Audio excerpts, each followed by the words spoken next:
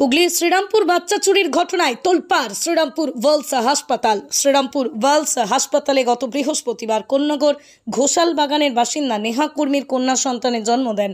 আজ বুধবার তার ছুটি হবার কথা।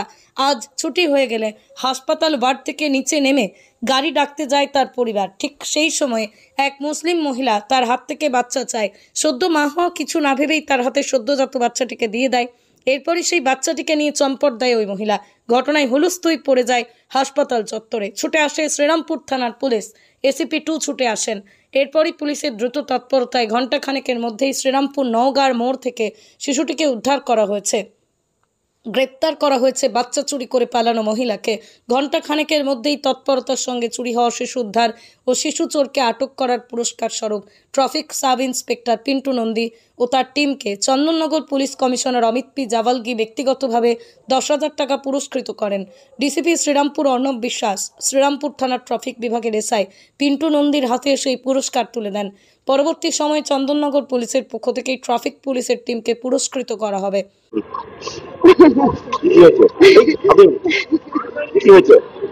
আজকে 7 দিন হয়েছে সিজার হয়েছে আমার আজকে ছুটি ছিল।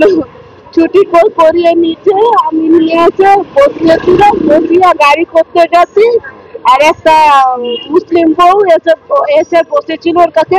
বসে বলে আমাকে একটু বাচ্চাটা দেবে।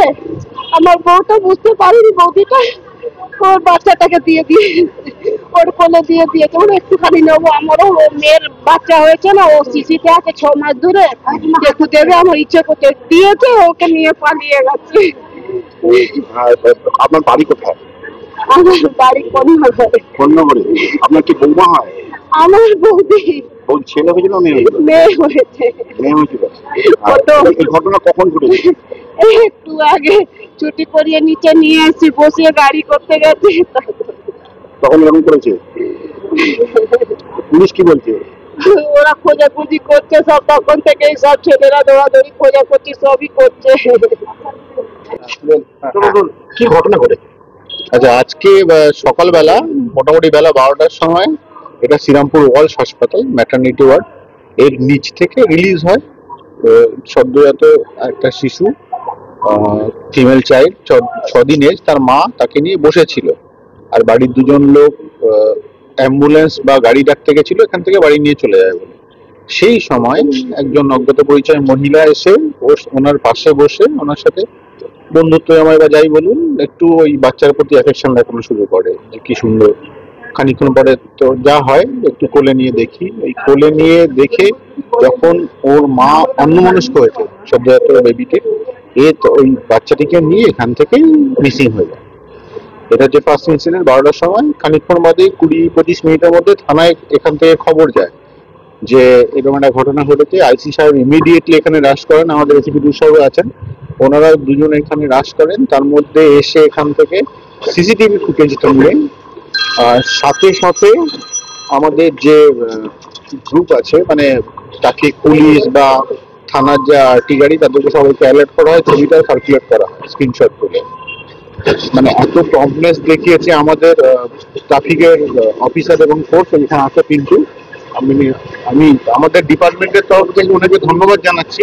এত বড় একটা ইনসিডেন্ট, সাথে সাথে ওরা 3 মিনিটের মধ্যে এখানে নাকা চেকিং শুরু করে এবং টোটোতে ওই যেরকম ছবি দেখেছিল একটু আবছা ছিল সেম অবয়ব সমেত একজনকে ধরে ফেলে। তার কাছে একটা সদ্যজাত বেবি ছিল। ডিটেন করার পর খানিকক্ষণ বাদে চেক করে দেখা যায় হ্যাঁ ওটাই ওই বেবি এবং ওই অ্যাকিউজ মহিলা যে নিয়ে গেছে। এই হচ্ছে পুরো ঘটনা। ওটা আমরা এখনো ছানবিন করে দেখেছি। এত তাড়াতাড়ি সমস্ত ঘটনা ঘটে গেছে, কি উদ্দেশ্যে বেবিটাকে নিয়ে গেছিল, আরো কিরকম কোনো প্ল্যানিং ছিল কিনা সমস্ত আমরা খতিয়ে দেখছি। নাম পরিচয় কিছু পাওয়া গেছে?